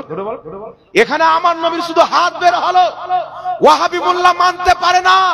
আর আদম নবী সারা পৃথিবীর মানুষের ওয়াহাবির পর্যন্ত বাপ, পুরা কবর থেকে বেরিয়ে এসে মসজিদ আকসা আমার নবীর পিছনে নামাজ পড়ে নিলেন। এতি ওয়াহাবিদের ব্যথা হয় না? তাহলে বেরেন আছে না গোবর ভরা আছে? জোরে বলেন। এখন আপনাকে বলবেন তিনারা বারজাখি দুনিয়াতে এসেছিলেন, মসজিদ আকসাটা বারজাখি দুনিয়াতে আছে না এই দুনিয়াতে আছে? আমাদের নবী ইমামতি করেছিলেন এই দুনিয়াতে, আমার নবীর ইন্তিকাল হয়নি। আমার নবী এই দুনিয়াতে, এই দুনিয়ার লোকের পিছনে এসে বারজাখি দুনিয়া থেকে নবীগণ যদি নামাজ পড়তে পারে, আমরা উম্মত আছি এই দুনিয়ায়, নবী আছেন কবরে, কবর থেকে বেরিয়ে এসে নিজের উম্মতকে দেখা দিতে পারে। এটাই হচ্ছে সালাফদের আকীদা। একটু জোরে বলতে হবে সুবহানাল্লাহ। তাই ইমাম জালালউদ্দিন সিউতি বলছেন, আমি রাসূলের পাককে 72 বার দিদার করেছি। ইমাম ইবনে হাজার আসকালানী বুখারী শরীফের শারা ফাতহুল বারীর মধ্যে লিখতেছেন, আল্লাহর নবীকে আমাদের আসলাফগণ, সালাফগণ, ইমাম ইবনে হাজার আসকালানী বলছেন, আমাদের সালাফগণ আল্লাহর নবীকে স্বপ্নের মাধ্যমে দেখেছেন, আবার ডাইরেক্টও দেখেছেন। আল্লাহর নবী ডাইরেক্ট কবর থেকে এসে তাদেরকে দিদার দিয়েছেন। তাদের মনের যত প্রশ্ন, দুঃখ, বেদনা ছিল আল্লাহর নবীর সামনে প্রকাশ্য করেছেন।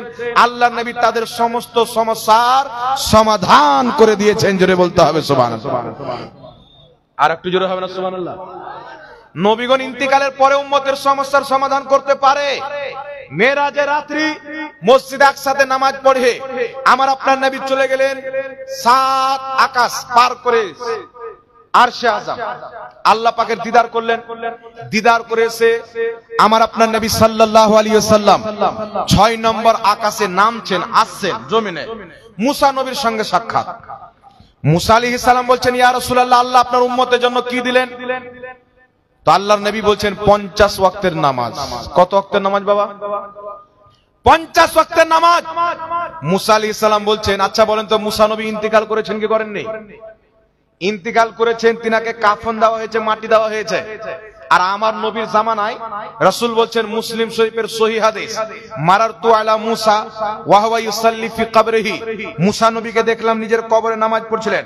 কায়েমুন ইউসাল্লি, নিজের কবরে দাঁড়িয়ে নামাজ পড়ছেন। আবার নবী বলছেন মসজিদে আকসাতে মুসা আমার পিছনে নামাজ পড়লেন। আবার নবী বলছেন 6 নম্বর আকাশে মুসা নবীর সঙ্গে সাক্ষাৎ। নবীর ইন্তিকালের পর মুসা নবী 6 নম্বর আকাশে নবীর সাথে সাক্ষাৎ করছেন। ইয়া রাসূলুল্লাহ, আল্লাহ আপনার উম্মতের জন্য কি দিয়েছেন? আমার আপনার নবী বলছেন 50 ওয়াক্তের নামাজ।